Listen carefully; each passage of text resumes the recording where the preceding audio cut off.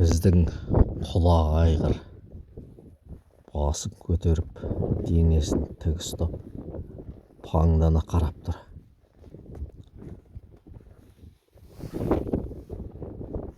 Жылқыны аулаға қайырып айдап алып келдік.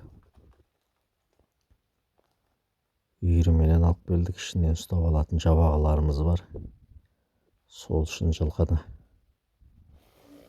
аулаға айдап әкеп қамап қойып, қазір жабағыларды ұстайық деп жатырмыз. Әйтеуір алып келгеннен кейін видеосын түсіріп алайын деп аулаға кіріп едім, алдымнан айғыр шықты. Міне сол айғырды видеоға түсіріп тұрмын.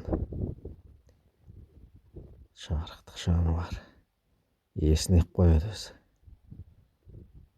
Есінеген ненің белгісі еді? Айта кетіңіздер, жаза кетіңіздер. Неге жылқы есінейді? Осы туралы білетіндеріңіз болса жазып кетіңіздер. Білмейтін біздер біле жүрейік. Жарықтық жануар, биылғы қыс біздің жақта оңай болып жатқан жоқ. Бұрқасын, боран, қатты суық, сонымен қоса жаңбыр жауды. Сөйтіп жерде қарды қатты. Қазір жылқыға тебінде жүру оңай болып жатқан жоқ. Сонда да жылқыларымыз әзір жайылымда, күйін жоғалта қойған жоқ. Шүкір, барлығы орныменен болып жатыр. Адамның дегені емес, Құдайдың дегені болады ғой.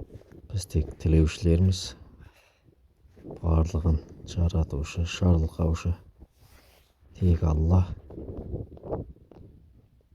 Ниетімізге сай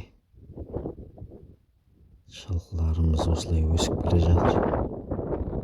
Абай атамыз айтпақшы, еңбек етсең ерінбей, тояды қарның тіленбей деп.